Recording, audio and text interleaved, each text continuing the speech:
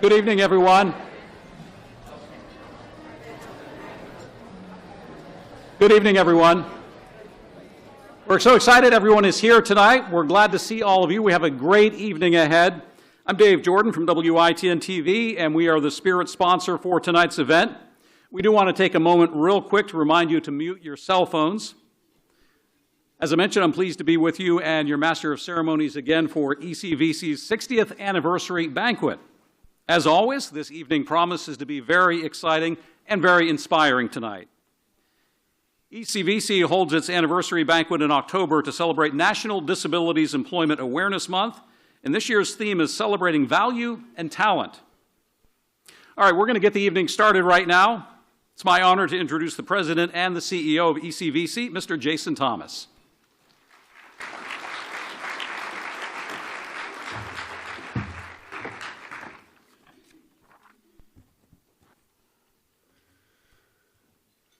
Thank you, Dave, and thanks WITN for your continued partnership. Your support of this event year after year means a great deal to all of us at ECVC. I am blessed to be standing before you as the leader of such a talented team at ECVC. After I became CEO last year, I was talking with my wife, Lisa, and I said, could you believe in your wildest dreams that I'd ever be the CEO of such an incredible organization? And Lisa replied, Jason, you're not in my wildest dreams. She's really good at keeping me grounded. We all need a dose of humility from time to time. I want to thank you all for being here tonight and to help us celebrate the achievements of employees with disabilities, both at ECVC and around the country. ECVC is one of many companies that are thriving as an AbilityOne federal contractor focused on jobs for people with disabilities. We're also here to celebrate, as Dave mentioned, the 80th anniversary of National Disability Employment Awareness Month and ECVC's 60th anniversary. I'm not sure how many other businesses in Pitt County have been operating for 60 years, but I'm confident that none of them can say that most of their employees have a disability. ECVC's story is remarkable. From its founding in 1965 by parents of kids with disabilities, through some lean years in the 1980s, decades in the recycling business, and the transition to manufacturing and packaging, ECVC has continued to write its story. We've always been focused on job placement services, helping local businesses hire dependable employees with disabilities. By the 1990s, manufacturing of battery terminal adapters and picture frames was shaping the future of ECVC. We began custom packaging batteries for the Department of Defense and other government and commercial customers. And this move changed the trajectory of ECVC's future. A few years later, we launched ECVC Janitorial Services, which now has 40 employees. In 2007, we moved into our current location on North Green Street, at the time a sprawling facility, but now we've just about filled that building with people and products.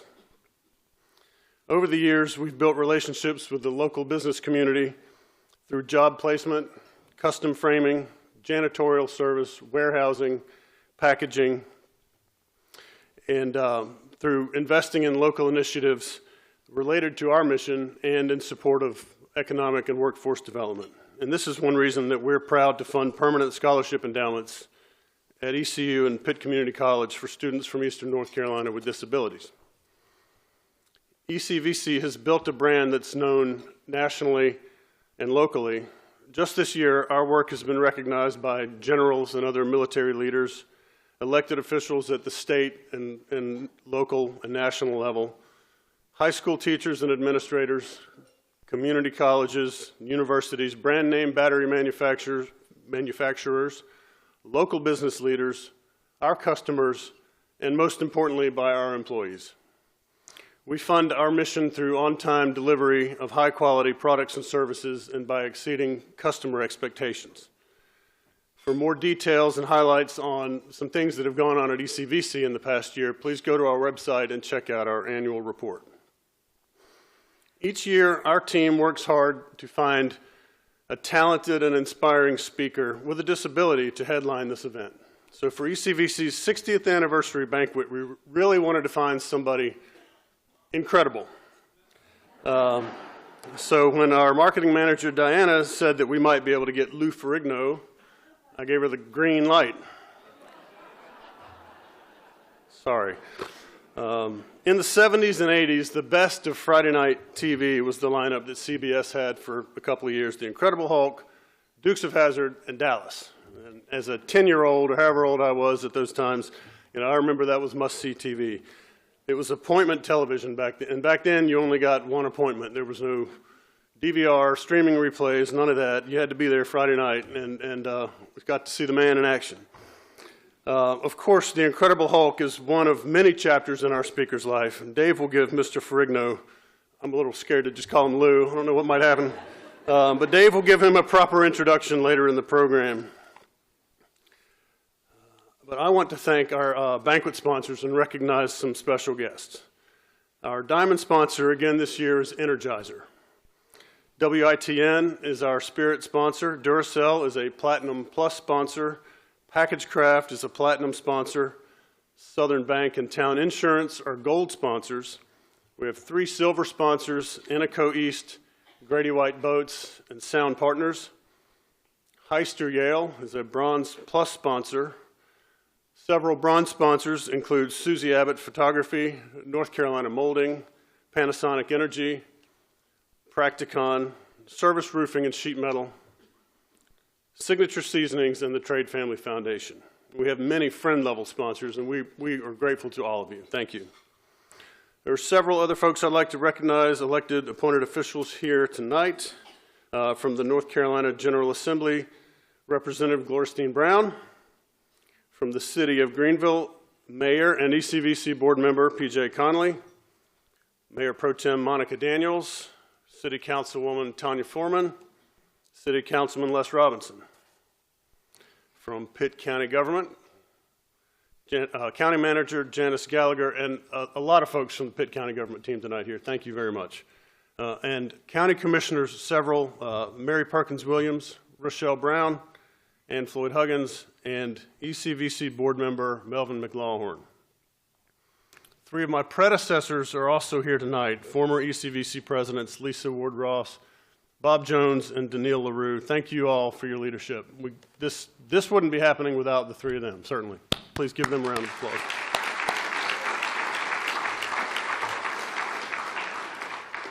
We also have several members of the ECVC Board and the ECVC Foundation Board here tonight. These folks give generously of their time, their talents, and their friendship. If you're on either of our boards, if you would please stand for just a moment. Thank you.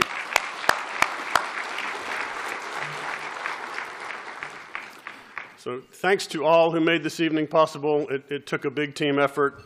Especially ECVC's Vice President of Customer Operations, Ellen Jackson.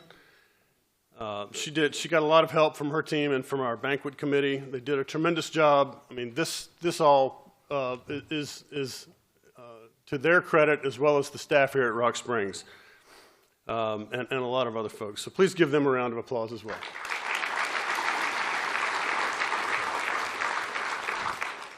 Now I would like to introduce Reverend Rhonda Grant Jordan, who will give our invocation.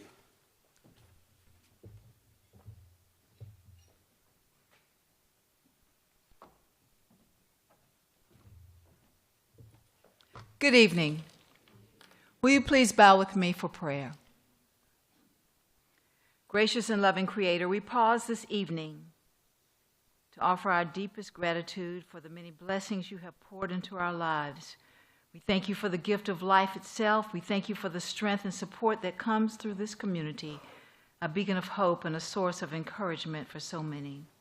On this 60th anniversary, God, we are thankful for Eastern Carolina Vocational Center. We thank you for being our provider of hope. 60 years stand as a testament to dedication, perseverance, and a mission fully lived. We are grateful for ECVC for his work in opening doors, for his commitment to service, for his efforts that bring purpose and dignity to so many lives, and for his witness to the truth that every person has value and worth. Bless all who are gathered here tonight, friends, colleagues, and supportive families. Be present in our conversations, guide our hearts toward kindness. May this meal nourish our bodies, this fellowship renew our spirits, and our shared vision inspire us to continue building a more just and compassionate world, a world made brighter as we learn to love our neighbors as ourselves. We offer this prayer in the name of the one I worship and serve, Jesus the Christ. Amen.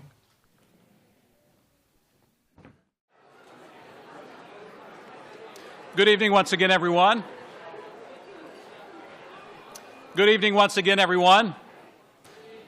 Another great meal by Rock Springs, and while everyone's finishing up their desserts, we're going to continue on with our program. We do want to remind you also about the special $500 Visa gift card donated by Panasonic. We'll be drawing it at the end of the evening, so please hold on to the tickets that you have.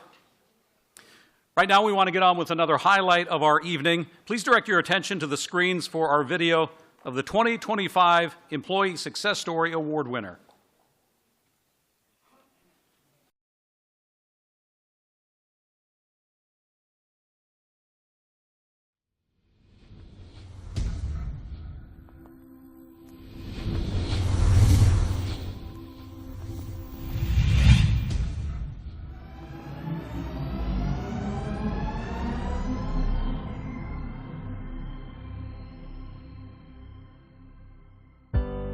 Will, our son, had a part-time seasonal job, and he wanted a full-time job with a higher wage. I went to VR to further my skills as an employee and help to get a more stable job. Arlette Bullock was my counselor for VR. When I first met Will, I was immediately impressed by his positive attitude and potential. However, he needs some guidance. So I encouraged him to pursue further education. So I sent him to WorkSource East to get a certificate, particularly in environmental services. I went into a dorm for several months and I learned a new set of skills. I met with new teachers, my dorm mates, and the head of the dorms. They were very nice. So after his graduation, he contacted me to set up an appointment. He wanted to pursue job searching. He wanted to do cleaning. And so Arlette recommended me to go to ECVC. When Will came into ECVC, I knew right away that he was ready to work. He was dedicated, motivated, eager to get started based on his certifications that he had previously received. He was really ready to go to work, so we were able to actually assist him with getting the job that he really wanted to do. I told Lisa Taylor that I wanted a job that paid just as much as my first job and would employ me year-round and with the benefits. We started job searching for Will. We ran across a very good company that actually was looking for someone to do their cleaning in-house, and we ran across a great company, Package Craft.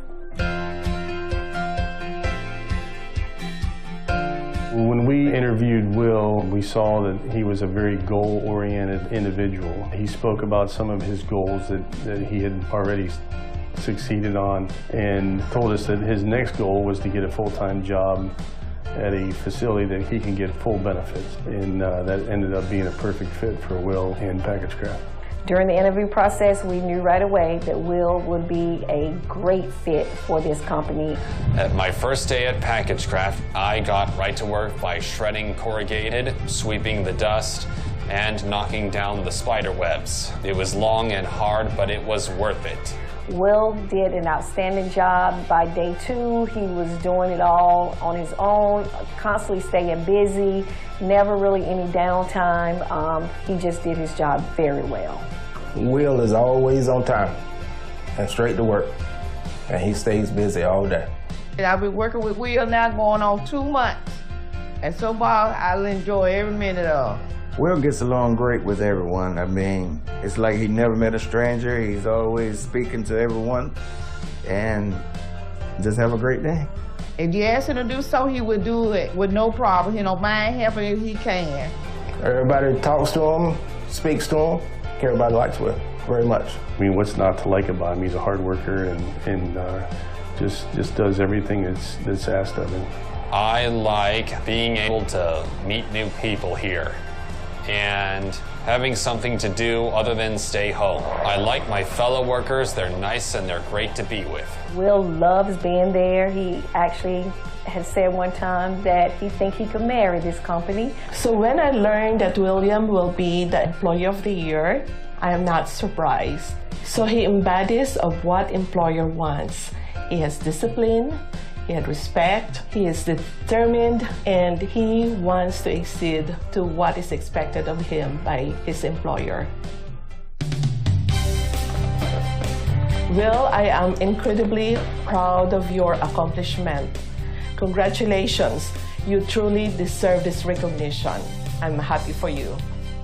Will, I want to say congratulations to you. I think you are doing a fantastic job there at Package Craft, and I wish you nothing but the best in the future.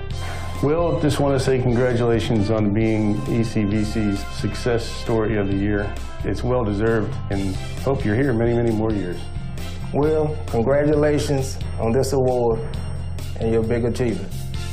Congratulations, Will, on being the ECVC Employee of the Year. I knew you could do it. Congratulations to you, Will. If anybody deserves it, it's you. You did a hard fight, and you have done it. So continue your success throughout your years. Will, we're really proud of you for earning this award. Congratulations. Will, congratulations. We are so proud of you for winning the ECVC Success Story of the Year. I love you. Thank you, ECVC, for making me the Employee Success Story of the Year. Thanks for everything. Ladies and gentlemen, the 2025 ECVC Employee Success Story of the Year, William Hippard.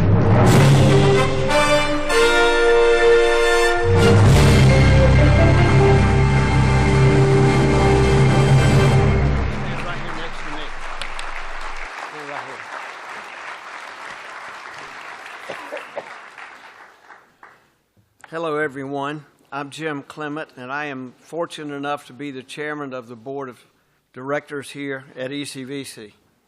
And it is my distinct honor, as it has been several times, to present this award. William, what can I say? We've all seen the video, and we see your work ethic and the kind of person you are. You're a very impressive young man. He is a role model for all of us and most deserving of this award. A true success story. William, your family, your co-workers, friends, ECVC, and everyone in this room tonight are so very proud of you. You do such a wonderful job, and we can see that you take pride in yourself and in your work. I have an award for you here.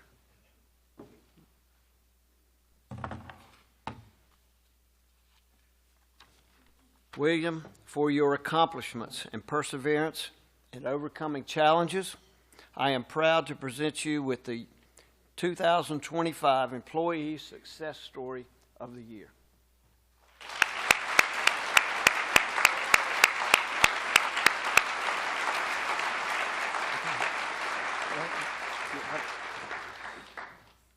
Thank you all for coming.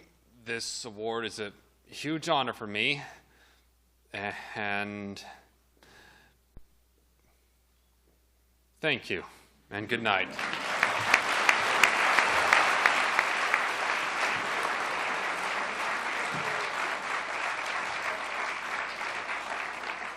William, congratulations, a deserving honor for sure.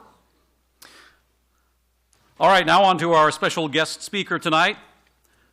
Louis Jude Ferrigno is an American actor, perhaps best known from the Incredible Hulk television show.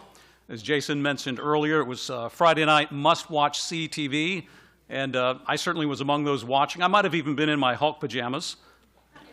I don't have those anymore, so I'm wearing the green tie instead. That was just one of the many shows that he was on, and many movies, of course, too. But in addition to that, he's a motivational speaker, fitness trainer, consultant, retired professional bodybuilder. Lou was born in Brooklyn in November of 1951. Soon after his birth, he suffered a series of ear infections and lost 75 to 80% of his hearing, though his condition was not diagnosed until he was 3 years old. Undeterred by what may have been perceived as a disadvantage, Lou threw himself into athletics, predominantly weightlifting and bodybuilding, and he made his own story, as you know. Please welcome Lou Ferrigno.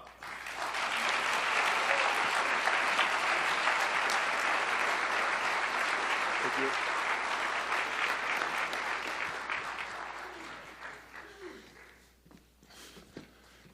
Hello, everyone.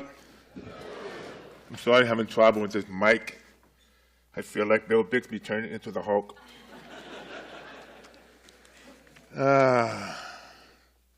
Thank you for being here. You're a big fan. Anyway, thank you for inviting me. Thank you for being here. I'm very impressed with this organization, especially providing jobs with people that have disabilities. You know, my hearing may not be perfect as yours, but I've learned to maximize my other qualities. Passion. It's funny that when I see this video when I was very young, at the age of 17, I remember in high school I was looking for a job. I went to see this woman, and she had job placement.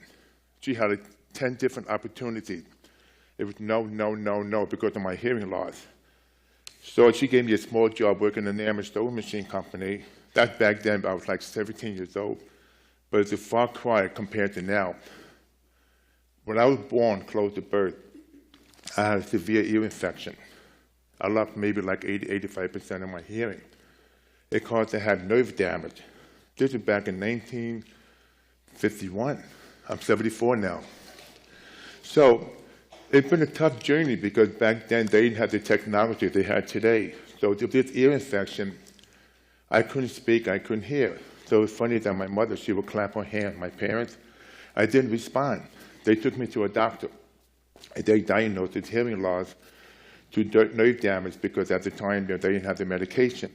So back then as a kid, they fit me with this old-fashioned hearing aid like a strap around the chest. I would have the hearing aid in the middle and a strap, and I had the hearing aid sticking out of my ear like a button with the wire going down to the chest. So it was very hard for me to go to school because at the time my mother was crying because my father at the time, get emotional.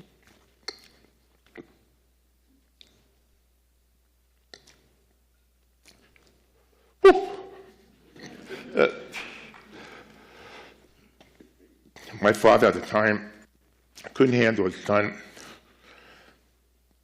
He wanted to have a perfect son because I had a disability he couldn't handle. So I had to learn how to carry his pain. And then eventually I would go to school. School was very difficult for me because I couldn't hear, I had a difficult speaking.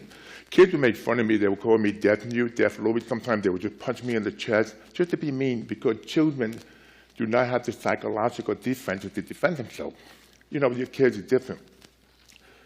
So in school I had a very difficult time because the teachers go to the blackboard and I would be sitting in class and watch the teacher teach. I had to re-lip, I mostly re-lip. So I would fail as a student because I was very nervous to tell people I had this hearing problem because I was very self-conscious. It made me very introverted as a child. I had my own silent will. So, you know, besides being bullied a lot, As a kid, I became obsessed with power because as a kid, you know, you have this hearing loss, like my situation. I couldn't socialize, be with other kids because I had difficult hearing or speaking. I had a severe speech impediment. And then I would come home. I started to read comic books. Comic books became my best friend. Because to escape the pain of rejection, my imagination, I used to fantasize reading about Superman, the Hulk, Spider-Man, because I wanted to be like them. It was my antidote of my pain I was going through. And later in life, maybe by the 4th or 5th grade, I had difficult reading. The reason why I mention all this is because I had a very abusive father. Because people come from different environments. Some people have good parents, some people have negative parents, some people come from broken homes, some people in foster homes. In my situation, I had a lot of limitations put on me. I was always told as a kid when I was young, if you had your hearing, if. So at the young age, I started to read the comic book, go to school, and to come home from school. My favorite show at the time to watch was Superman and the Three Stooges because it was all about power. I'll never forget, I put a red blanket over my neck. I jumped out of the window. I came crouching down, broke my leg. I said to myself, this is the end of Superman. I am done with Superman. So, and then I'll never forget, I went to a comic book store to trade comic book. I couldn't afford a comic. And I saw a magazine that said Muscle Power. There was a guy on the cover, blonde-haired guy doing a chest pose.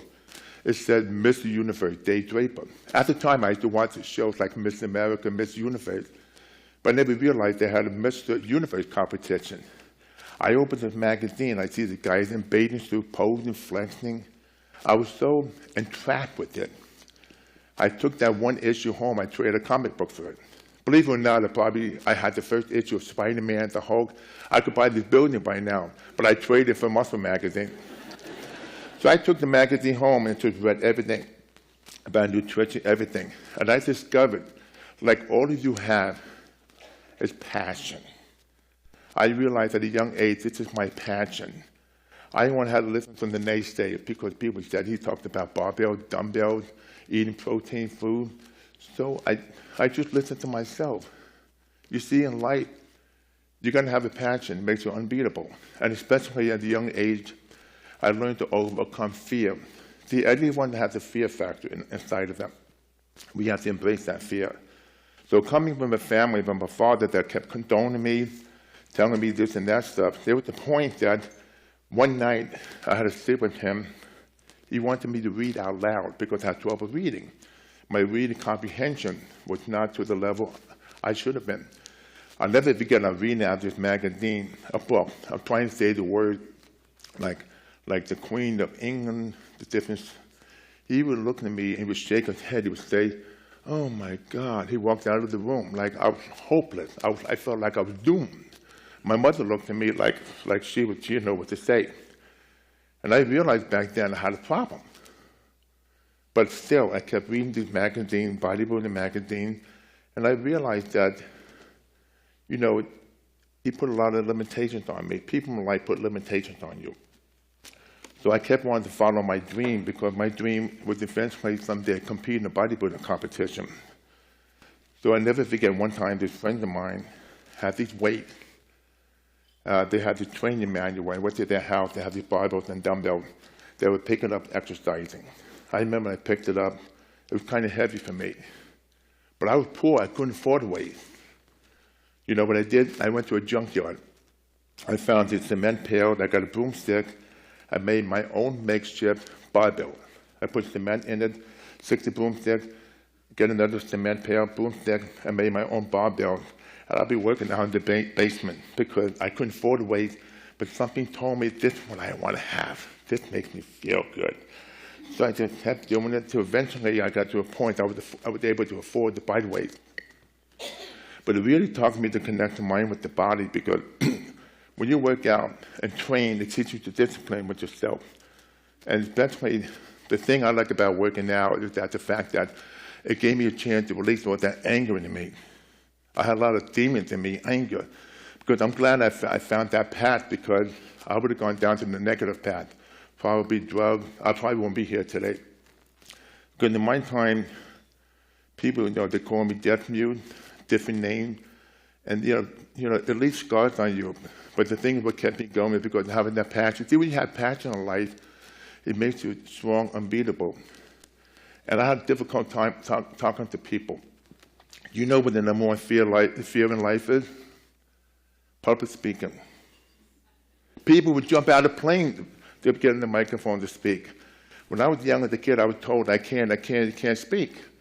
So growing up that environment, I got to a point that I wanted to do something to change my life. So I kept getting obsessed with these muscle magazines and learning about nutrition and diet, because it's very important how you take care of yourself, because in today's life, there's so much obesity in this country, so many drugs, so much alcohol, and it's important to pay attention to that. The reason why I'm telling you this different story is because every one of us is handicapped, one way or another, emotionally, physically, mentally, and spiritually. But what we have to do is maximize our different qualities, like myself. I didn't have perfect hearing. I had a speech problem, but I did something about it. So I've learned to go towards the fear, embrace the fear, attack it. You see, a lot of people have fears in our life, like different environments. You grow up, we're told we can't certain things. Because my genetic makeup, I can never compete and be an Olympic athlete, but I have realized I have the genetic to be a bodybuilding champion, because I just love working out, especially to change the body and the muscle.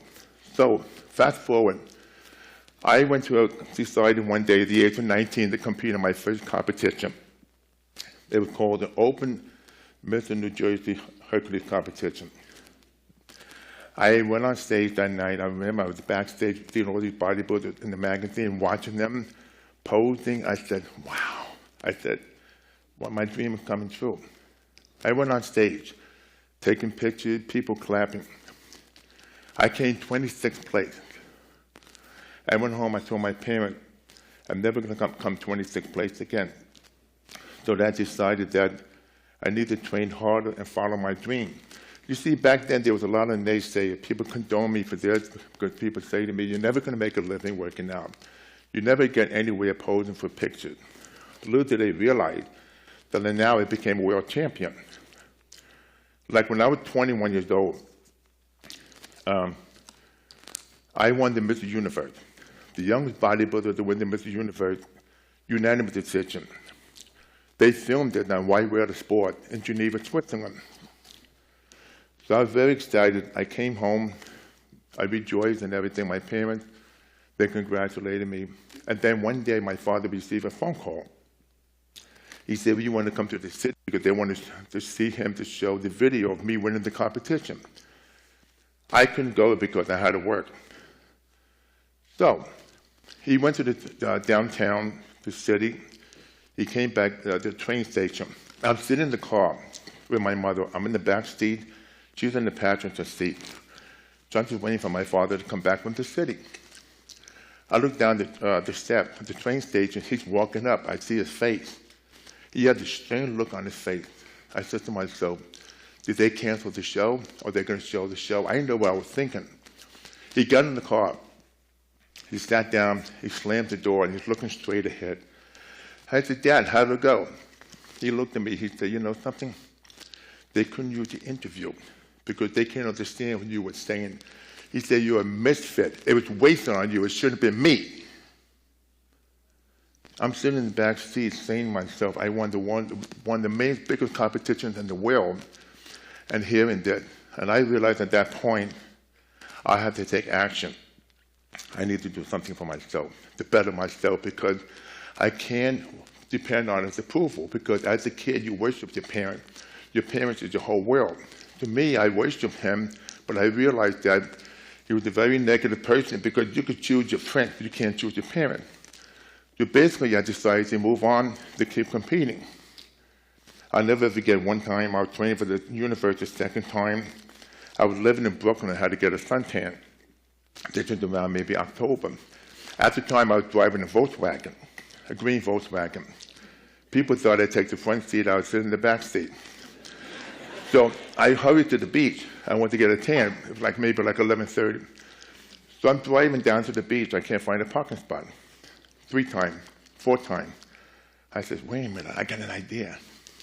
I parked my Volkswagen. There was a small car, Datsun B10, 210. I parked in the middle of the street. I looked around to make sure nobody was looking. I literally get out of the car. I went in front of this car. I lifted about a foot. I moved it towards the middle of the street. And then I went in the back and did the same thing. Then eventually I moved the car to the middle of the street. And then I took my Volkswagen and put it right in the spot. At the same time, there was a Jewish guy with a yarmulke on hair coming down the street screaming at me. Screaming, like foaming out of his mouth, screaming, how dare you park in the parking spot? I wanted to get a tan. So at the same time, a white police car comes around. The officer gets out of the car. He sees a little guy 5 feet tall screaming at me. And he doesn't understand the situation. And this man, this young man screaming at me. The guy got a ticket for assaulting a police officer. He got a ticket for disturbing the peace. And he got a ticket to spend 24 hours in prison. Because he got 3 tickets. And the officer looked at me. He never thought I could lift the Volkswagen. But guess what? I got my suntan. Yeah. Could somebody have some water here?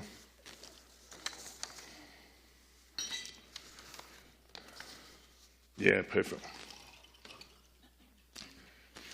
Make sure it's not gin. Thank you.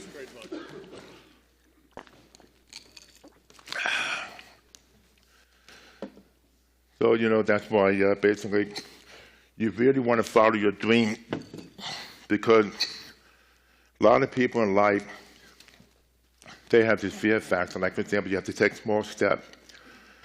Like they say, you learn to walk before you run. Most people want to start a business or have a career or something, but they're afraid to embrace that. You see, fear, it's huge in life. We all have different fears. All we could do is minimize the fear. Like myself, my biggest fear was, of course, public speaking, being successful. I was always told I could never get a city job. I could only get maybe committed to maybe getting a small-time job. But the thing is that's why when you have a passion about yourself, it doesn't matter what your passion is. It could be clothing. It could be, like mine, with bodybuilding, fitness. It could be many different things. But that's the most powerful tool you can have for yourself. And the thing I enjoy most of all, everything, is competing with myself. You cannot compete with other people. I was very driven in that age because I realized if I would take action, nobody's going to give me the chance to do it. Life is about a choice. Life is a battlefield. It's all about choice. We have to make the choice to do a different thing. That's why people have a disability.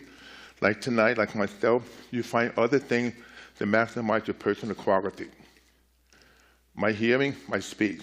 Like, for example, I moved to California because before then, I decided to give a shot to play pro football. I tried out for the New York Jets, and they told me I needed to go to play Canadian football with experience.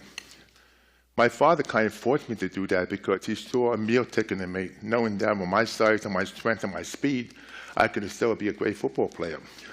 I never wanted to play football, but I tried to please him. When I went to try out for the Canadian Argonauts, I played 2 inter-squad game, and I said to the coach, listen, I really don't like hitting people. He said, get out of here, go back to bodybuilding. So I go home, I break the news to my father and said, listen, I'm not into football, this and that stuff. He took a dish of salad bowl, threw in my face. He said, get out of my house, you're a loser. So I had a chance to go to California to guest post. I flew out there. I had $300 in my pocket. I slept on the beach for 2 days. I never wanted to go back to Brooklyn because my dream to be in California with Arnold Schwarzenegger trained all of us. Because at the same time, I did pumping iron with Arnold Schwarzenegger. And back then, there was no money in bodybuilding. So when I was in California, I decided to buy myself a second hearing aid. I wore 1 hearing aid my whole life. I would switch every 6 months. This way, the ear would never have a rejection problem with the hearing aid with the ear. And I couldn't afford to have 2 hearing aids because my father didn't want to spend their money. And here we go again. I have a very negative father. So I bought a second hearing aid, and then I decided to work on my speech. So I used to put marbles in my mouth to learn to enunciate, to speak clearly. I went to see a speech pathologist because when you have a profound hearing loss, you don't speak by the feeling of natural hearing. So I've learned to speak by the feeling of my tongue, like different sounds. You enunciate, you're able to differentiate different sounds to make it suitable. It was one of the most difficult things I've done because I had to learn how to talk like a child, to speak clearly and to be understandable. Because when you have a speech problem, most people really don't listen. When you have a speech problem, you have a tendency to focus on yourself, have trouble communicating. In my situation, when I was a kid, I had to go to what you call the New York Leave in the Hard of Hearing to learn how to read lip. I had to read lip because people talk. For example, I didn't have iPhone, we didn't have text, we didn't have subtitles.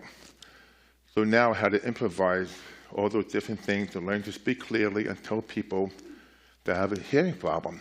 Because as a kid growing up, I convinced people that I had a speech problem, but not a hearing problem. Like one time I went to, when I was 21, I was going to a discotheque with a friend of mine to try to pick up girls. I was very shy, very introverted. So one time I was outside with this girl having a nice conversation and trying to get romantic with her kissing. So every time she wanted to touch me, I kept turning my head. I didn't want her to see my hearing aid. So she tried to kiss me again. I turned my head. She kept saying, "What's wrong with this man?" I keep flipping my head. That was the end of that. She walked away.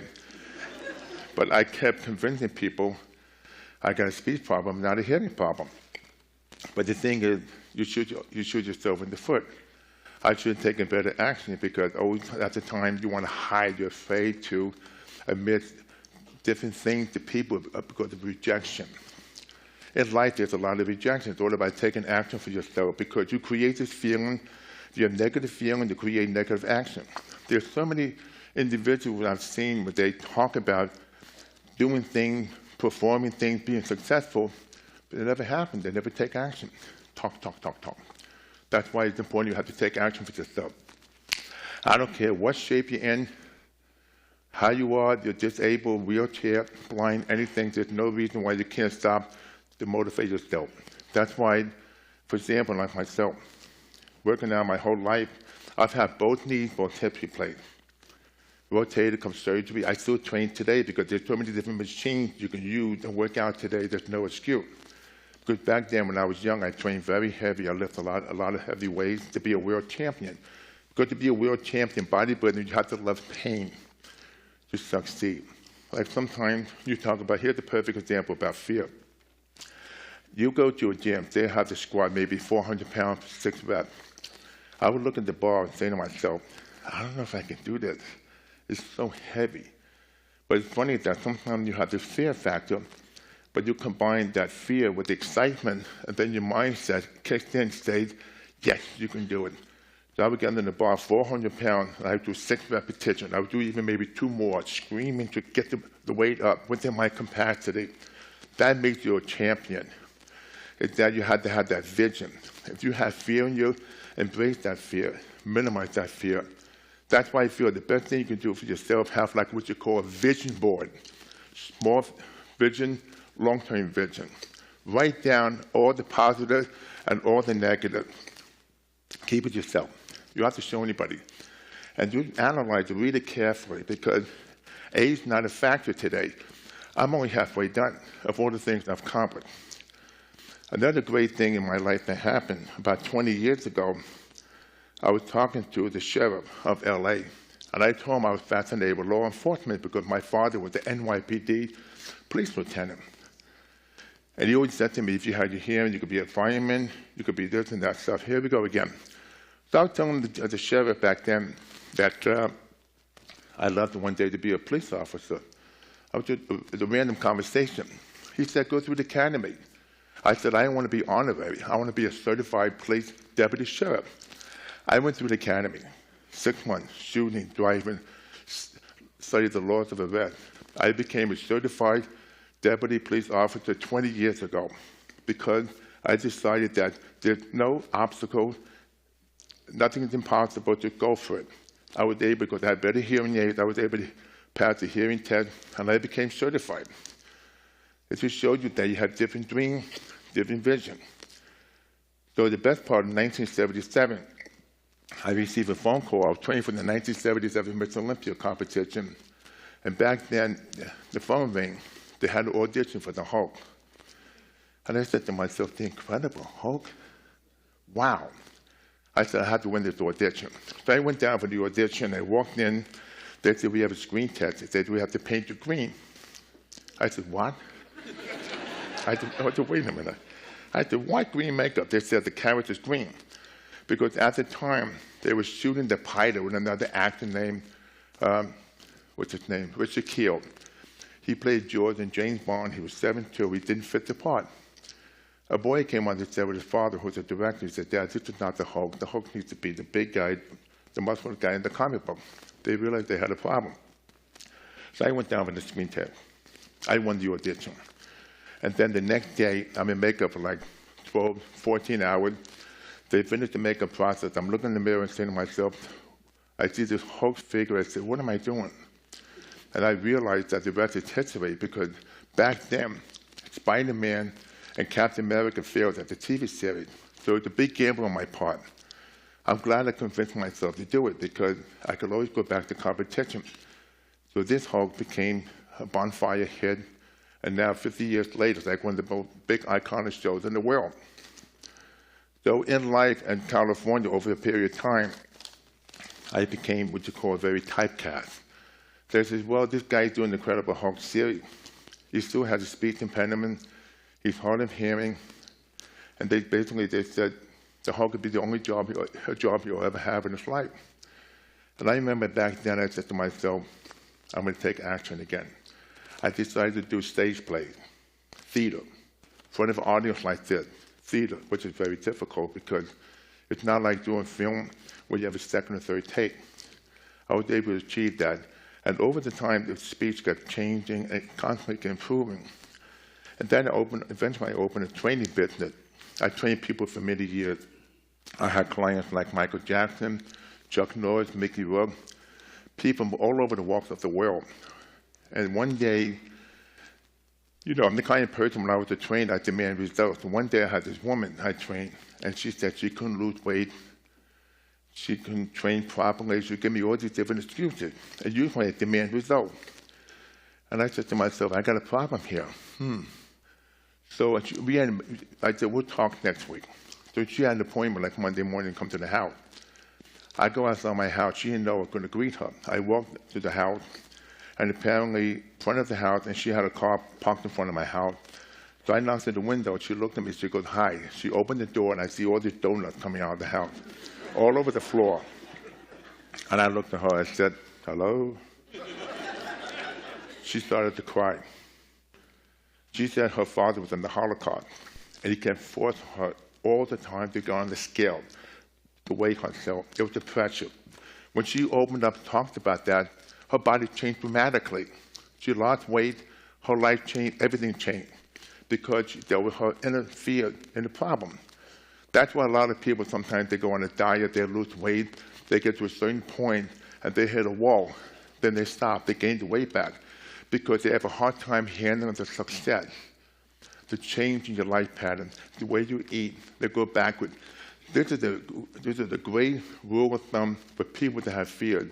You get to a point, you hit a wall, and then you give up.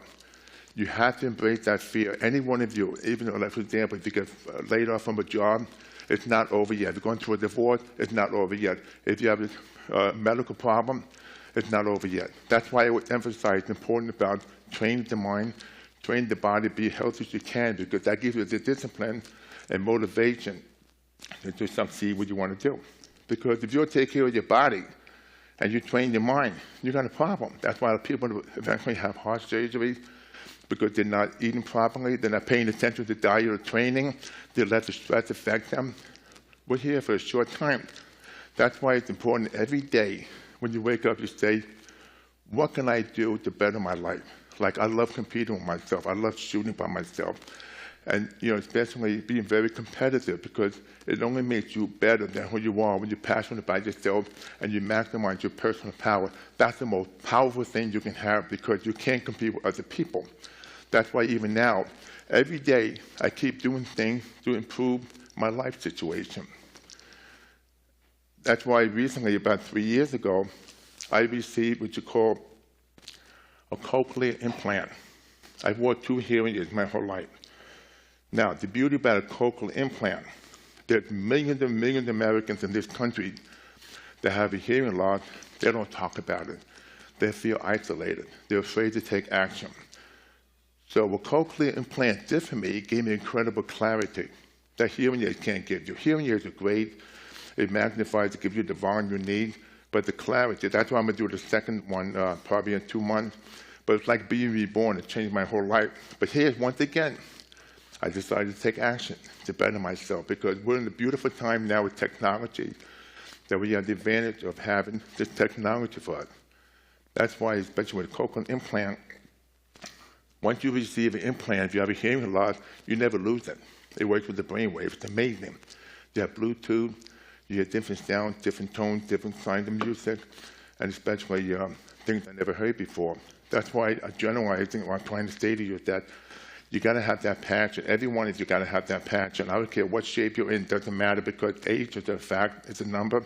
It doesn't matter. It's all about being driven, taking action for yourself. And that affects your relationship, affects yourself, how you feel about people, how you feel about life. That's why my mother was a quiet Italian woman.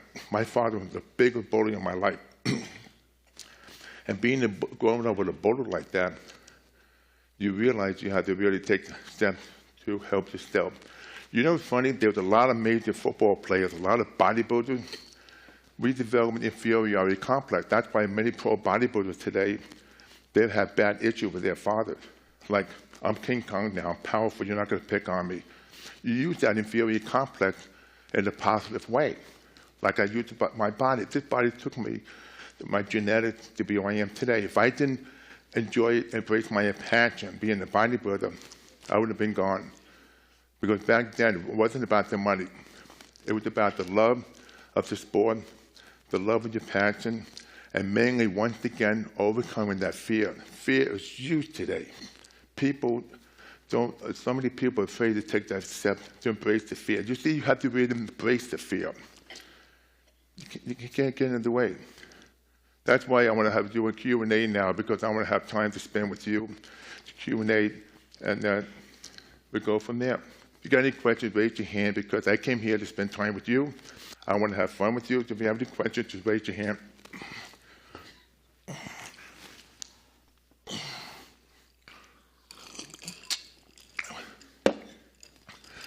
Don't be shy.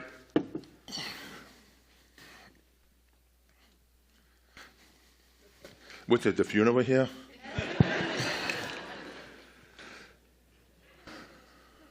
We've got one right here. We've got one over here. Yeah. Go ahead. Lou, how long did it take you to get your makeup on when you were getting set up to be the Incredible Hulk and shoot scenes? You know, if I had a dime for every question they asked me that question, I'd be a multi-billionaire. You know, the makeup I'll give you $1. No, the makeup took 3.5 hours to put on.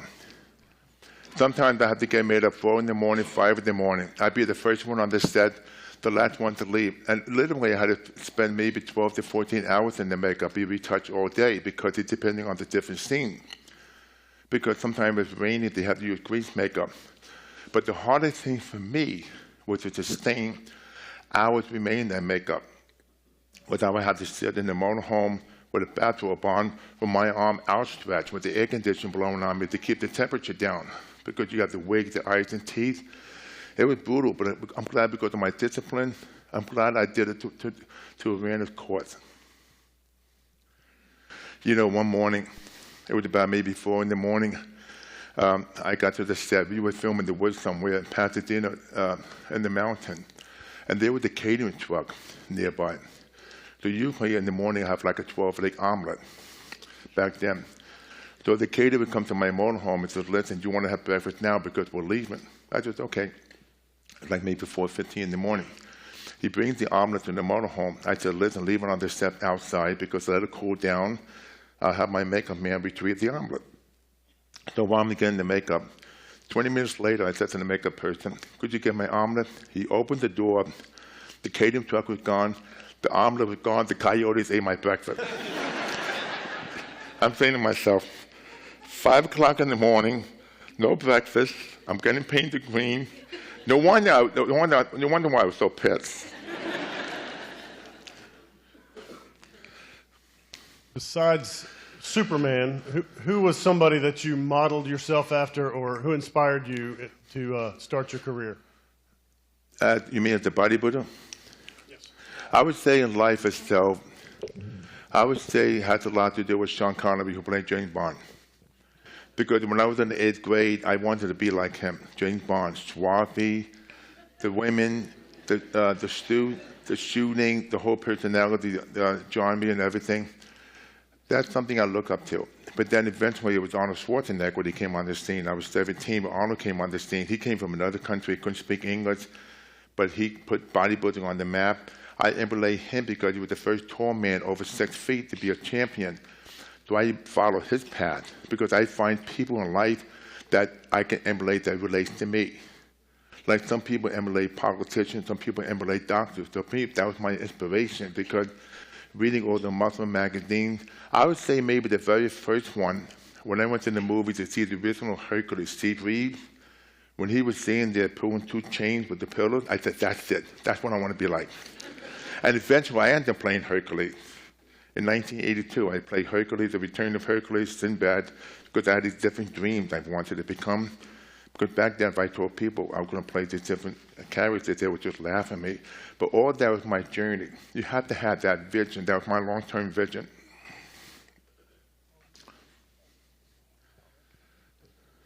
Your role as the Hulk. What's the question? Your role as the Hulk, I was just wondering that the Hulk didn't speak. Was that tied directly because of your hearing impairment? No, I think at the time they used a guy named David, I think the guy who played Lurch on the Addams Family. He had a very deep voice. They wanted him to match my physique because back then my voice wasn't as deep as it is now. But eventually I ended up doing the voice for the Hulk for the animated cartoon and the film too. Now, I'm going to ask one question tonight. How many people here exercise? Raise your hand. That's not too bad. Okay. The reason why I'm bringing this up because, there you go, that makes me feel better. The reason why I bring this up because it's so important to no excuse. I have a famous saying. You could do all the cardio from the womb to the tomb. In order to lose the fat, you must control the fork and spoon.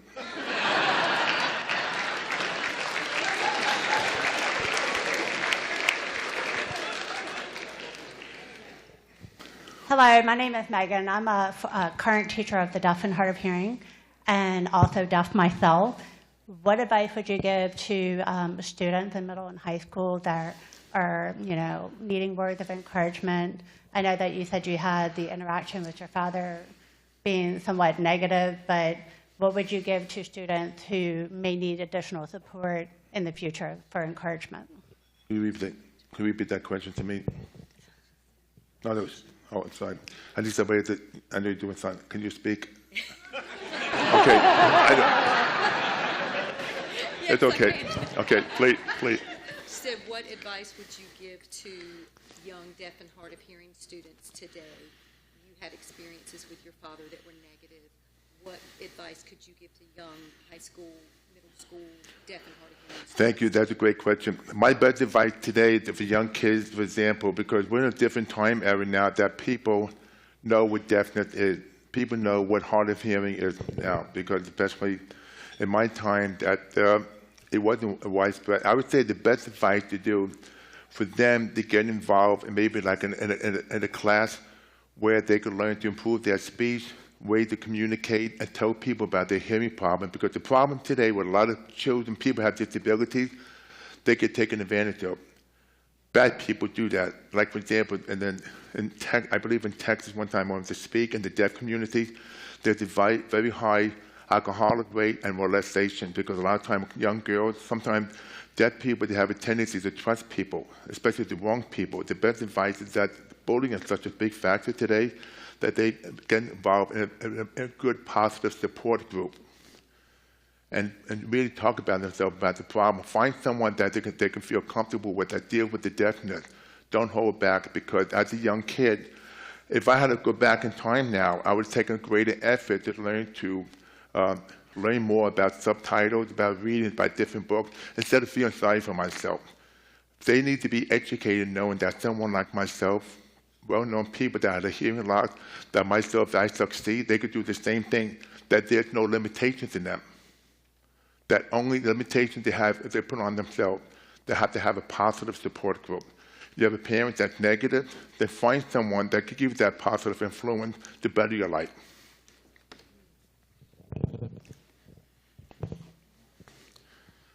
Hi, Mr. Ferrigno. Touching on your journey and fear, how was your experience training for Mr. Universe and, you know, meeting other people also trying to accomplish their dreams and goals? And how did that help you further in life? Meeting other people as far as like winning competition? And yeah, absolutely. Like meeting other guys while training that also had their dreams and their, you know, fears they were trying to beat and their goals they were trying to achieve. You know, it's interesting because when I first joined the gym, I was like 18, 19. I remember walking in the gym, I see some of these bodybuilders that I felt like was like home for me. I used to read the different magazines. I wanted to meet these different bodybuilders from all over the world. So I knew that it was beautiful at the time, able to compete. Like I won the Miss America competition at 21. And then first prize, 6 weeks later, I was able to compete in Mr. Universe in Geneva, Switzerland. So I had the chance to meet people from Italy, Cairo, Egypt, South Africa, just different people, especially all over the world, different people. They involved in bodybuilding, especially different languages. It's great because now bodybuilding is so popular. Like back then when I was competing and pumping iron, first prize was $750. Today, you can make millions. But back then, it's all about the love of the sport, the blood, sweat, and tears and everything. That's why back then, when I had a chance to compete in different countries, and the sport of bodybuilding became popular, then eventually, because of pumping iron, then it got to the public. The public learned about bodybuilding, because at the time when I was 19, 20, you never see girls working out at the gym. It was only a male sport. But now women involve training. Like you have fitness, bodybuilding, physique. So now it becomes like a wonderful global effect on fitness and health.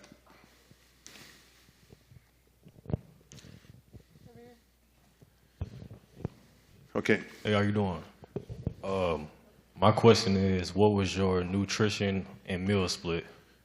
My nutrition for competing? For competing. What do you say? Nutrition. For competing. Competing. That's very difficult. Competing. Back then when I was competing, back when I was 22, we didn't have what you have today, like cardio. Like, for example, to make a question easy, today when you train for competition, you can do cardio training. You can eat like 4 or 5 times a day.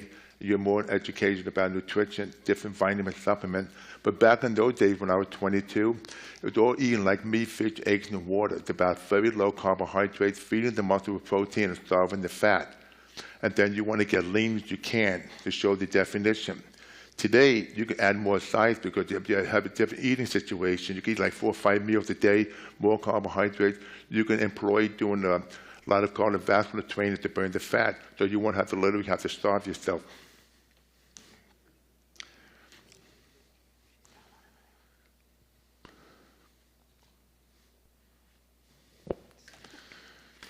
Hello.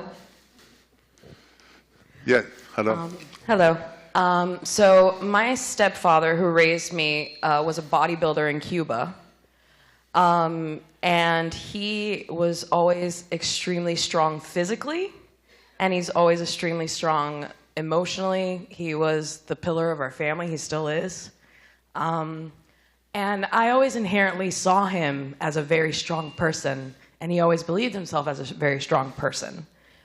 So my question is, what advice would you give someone who has an inherent belief that they are weak, and how do they change that to believe that they are strong? The answer to that question had to do with the mindset. Like I said before, fear. Different fears. Like if you have the fear, or maybe, for example, maybe when the person's very young, maybe they've been bullied. When you're bullied today, it could be online, it could be a relative, it could be family, it could be a friend. But back then, you got to decide, that person has to decide what makes them weak. In order to overcome that weakness, you have to change your mindset to find out what that fear is, what the problem is. It has to do with fear. It could be fear, maybe he's afraid of success, maybe the person's afraid of working out because maybe the person's very self-conscious about themselves. It's all about the mind. You have to convince your mind to take action, put the positive thoughts. If you keep the negative thoughts, instead of listening to the naysayers, listen to your heart. The heart feels. The mind doesn't feel. The heart feels. So listen to the heart and take all the necessary steps. Write down what makes you feel weak. What are the things that you make you feel strong? Just write down these different things, and you'd be surprised that you could diminish that fear and then change your mindset to be powerful. You could be powerful in your mind, be powerful in your body, be powerful the way you communicate, be powerful the way you move, conduct yourself. There's very different angles. The most important thing is write down these fear factors, different fears, the positive, the negative, and that will answer the question.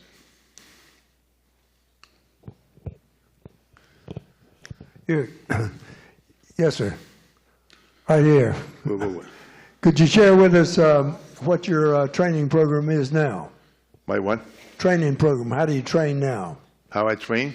Now, yes. I do cardio. I train maybe 4 or 5 times a week. I do cardio for about a half hour. I do weights, high repetition, because right now I'm not interested in building muscle. You stop building muscles after the age of 35. But what you can do is that can prevent the atrophy. You learn to exercise to keep in shape. But right now, at the age I am now, I basically do what I can. I keep moderate. I don't do anything that heavy or strenuous. But the most important thing is that you want to get involved in some kind of exercise, because if you don't, when you get old, it becomes a physical problem. That's why, like myself, every time I do an exercise, like weights, after my breathing returns to normal, I do the next set, 15, 20 reps. Long as you keep the blood flowing. But the biggest factor besides training has to do with nutrition. You need to eat healthy. Like, for example, in my situation, I learned to avoid eating like bread, because when you get old, every decade, your body changes. Your metabolism slows down. So sometimes you need to do more cardio. Like, for example, I like to do 30, 40 minutes of cardio to keep it to a certain weight. Some people need maybe 15, 20 minutes. But the whole trick is enjoy the workout, moderate training, and feeling good about yourself. You don't want to dread it. And the hardest thing about training is doing it. Once you get to do it, then it gets easy. Just do it. You can talk about it, just do it. Very simple.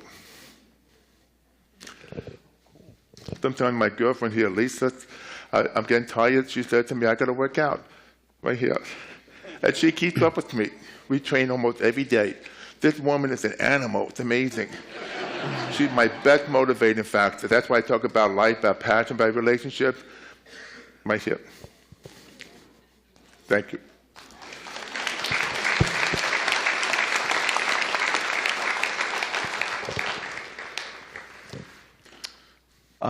When you were training for Mr. Universe, what's your favorite lift and your least favorite lift? Exercise? Yeah. That's a good question, because my favorite exercise is curl. My worst is squatting, because when you're training for a world champion for competition, you got to have your legs be equal proportion, equal development at your upper body. You cannot build a champion body doing like leg extension, pull down. You got to do the squat, the bench presses, the basic exercises. For me, it was a squat because I'm very tall, but to go down with 300 or 400 pounds, I had to do it to be a world champion, to bring my legs equally. And I tell you, it's like a house with a foundation. A weak foundation, the house is going to collapse. That's the rule of thumb when it comes to bodybuilding. You've got to have a good foundation. But that's my least favorite exercise.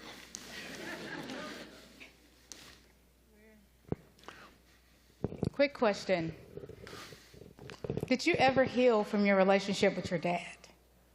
Everyone, relation. You mean relationship with my father? Correct. No. Oh, I'm sorry, yeah. I wrote him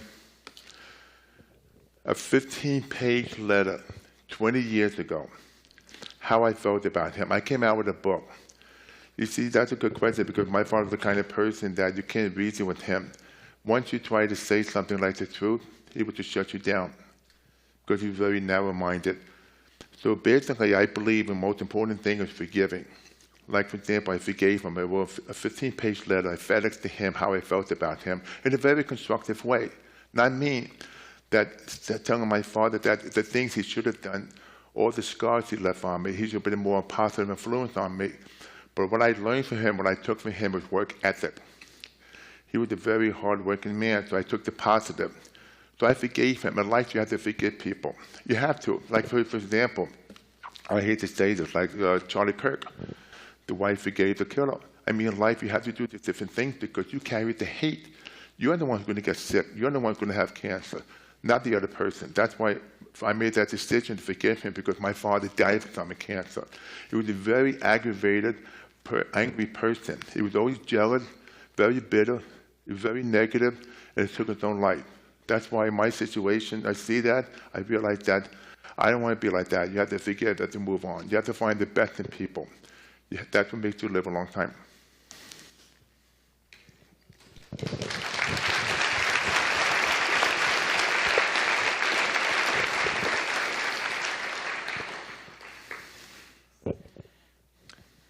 Hello.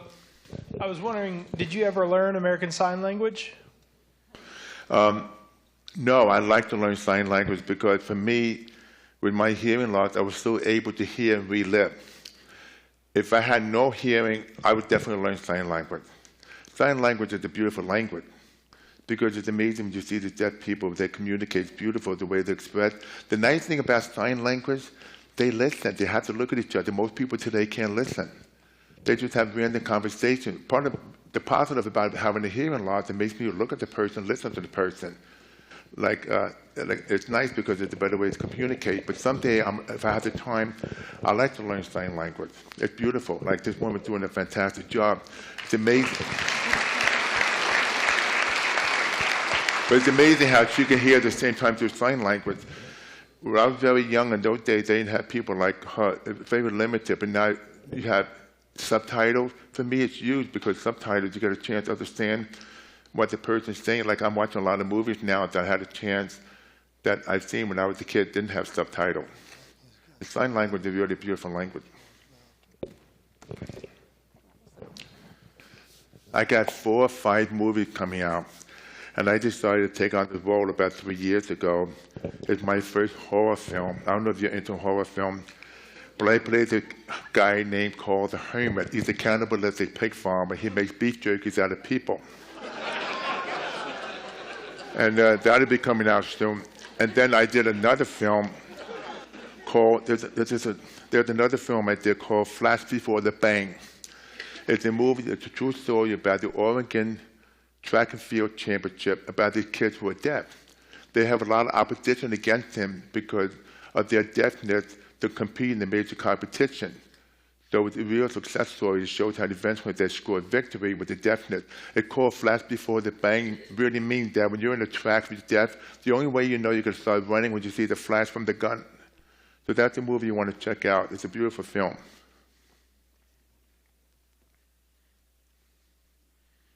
Any other question? You guys are great people.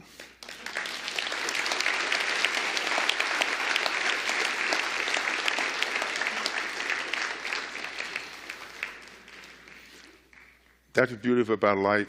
Like, there's so many things you can do. There's no limit. Like, for example, you take Clint Eastwood.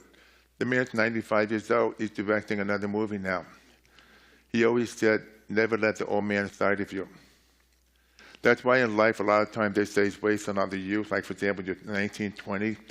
But when you know now, you appreciate, you can't say, well, it's wasted on the youth because now we have the beauty of that. We know now we can excel and do the things we want to do instead of many years ago thinking that at the age of 30, 40, then your life is basically over. But now it's a different situation because there's so many more films you can make. Like acting, you can act till you're dead. True, and there's different careers you can do, like being a politician, 75, 80, 90, there's no stopping.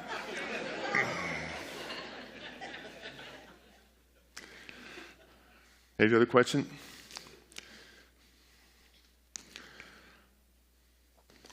Yep.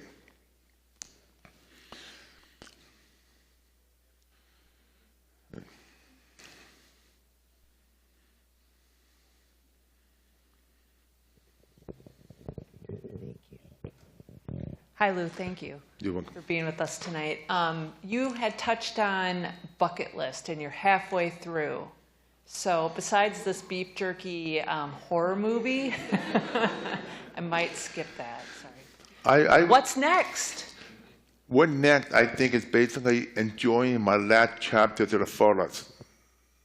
Meaning, for example, I want to travel more around the world. I want to go to different countries I haven't been to. Like Lisa and I, we want to go to maybe Dubai, Iceland, different countries.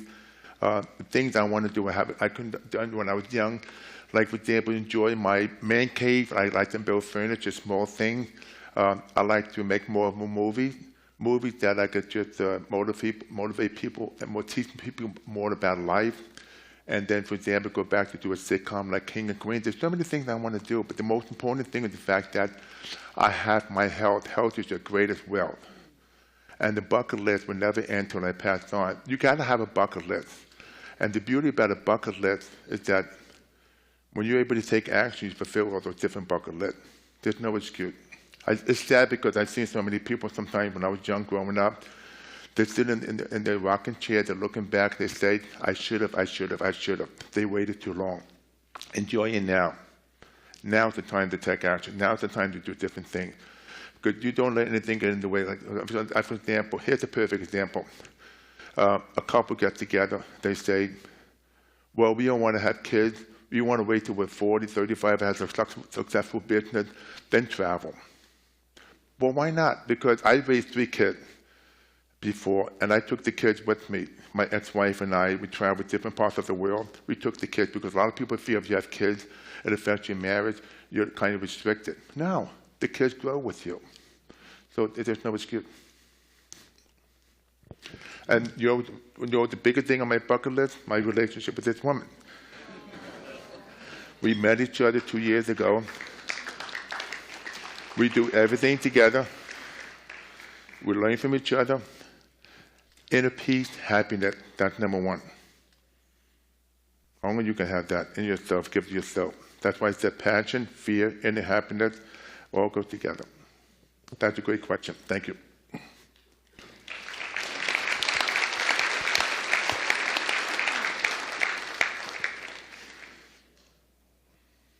Thank you, sir. That appears to be all. Okay, I'm going to be over there, have some pictures of, and take selfies. But all I want to say to you, embrace your passion. God bless you.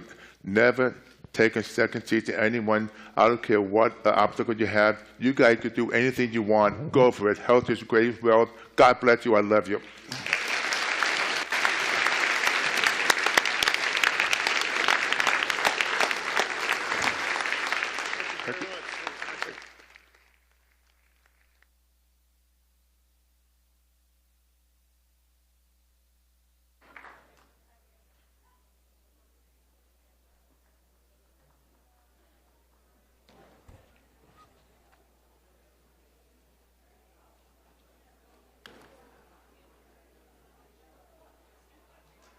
Lou, thank you very much. It's been an honor to have you with us tonight.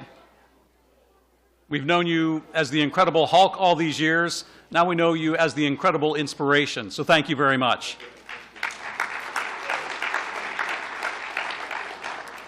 A quick reminder also, there will be a short meet and greet. As he mentioned, it's going to be right up here when we're finished. It'll be available for selfies and autographs. All right. Now we have time for the drawing. One lucky winner is going to take home a $500 gift card. So Mr. Scotty Scott, President and CEO of Panasonic, will join me on stage for that.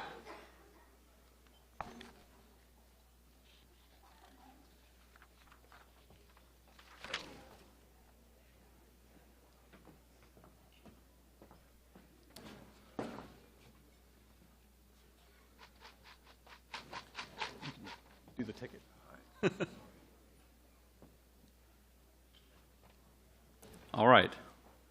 The lucky numbers are 612900. 612900. Do we have a winner?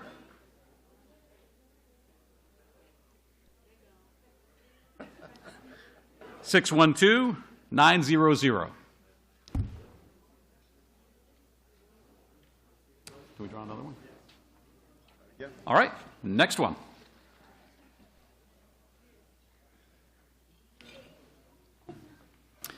$612,596. 612596. Do we have a winner?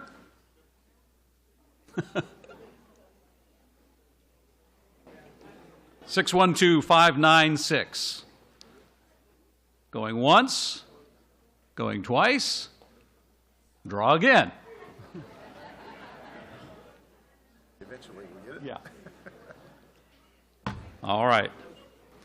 612,638.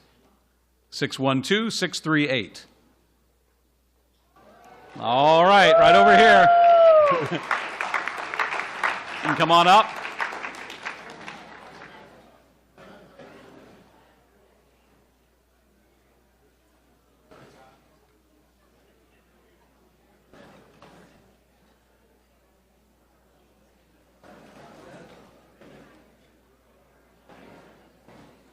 Can we get your name and where you're from?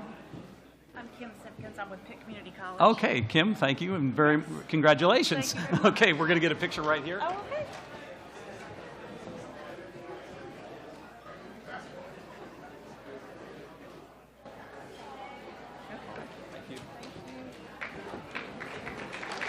All right, Kim, congratulations.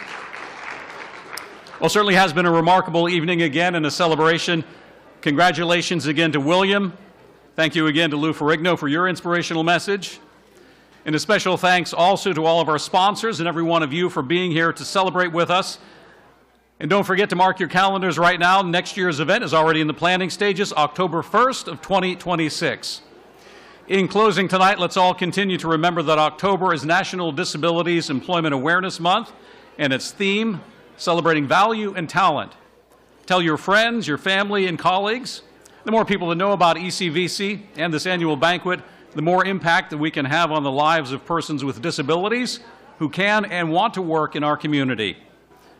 I've enjoyed being here tonight with you once again. Hope you all have a great evening. Good night.